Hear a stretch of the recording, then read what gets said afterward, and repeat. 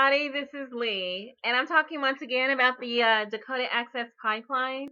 I created a video earlier about using the Jill Stein solution to terrorism. In fact, starve terrorism, starve the terrorists and their organizations. And one method of doing that, for those of you who do consider energy transfer partners, the ones who are creating and building the Dakota Access Pipeline to run through sovereign Lakota Sioux Nation territory.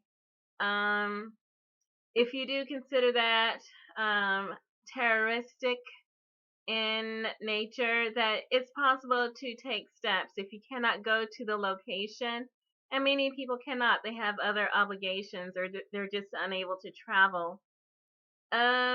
One way to take care of this problem or to assist with its resolution is to actually divest from those who support and sponsor this type of terroristic like behavior. And so if you go to a website called foodandwaterwatch.org, there is an article there. It's called Who's Banking on the Dakota Access Pipeline? And so they're saying that it's not just big oil and gas that they are opposing. They are also opposing the banks that sponsor this pipeline. And so there are many corporate interests, and I'm going to name them off. And then if you yourself have holdings, mutual funds, investments,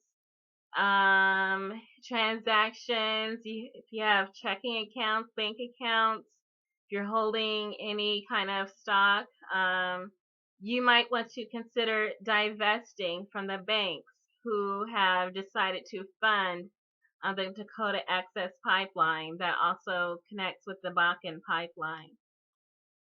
And I'll leave a link to this article in the description. But the banks are Bank of Nova Scotia, Citizens Bank, Comerica Bank, U.S. Bank, PNC Bank, Barclays, J.P. Morgan Chase, Bank of America, Deutsche Bank, Compass Bank, Credit Suisse, Sumitomo Mitsui Bank, Royal Bank of Canada, UBS, Goldman Sachs, Morgan Stanley, Community Trust, HSBC Bank, Wells Fargo, BNP Paribas, DNB Capital ASA, and I do believe it is DNB Capital that did divest and pull stakes from the pipeline.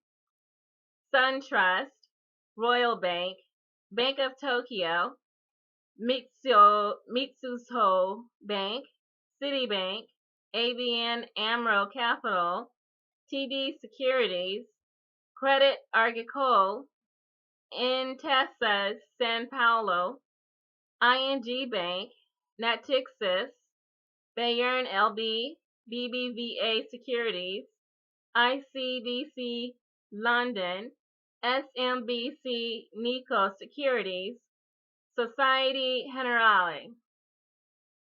These are the banks and financial institutions that have loaned Dakota Access LLC $2.5 billion to construct the pipeline.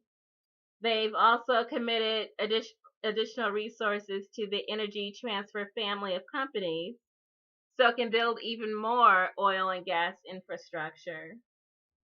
And so they're saying that all these banks that are supporting the pipeline can be treated like the institutions that supported an unfair terrorist-like regime in South Africa.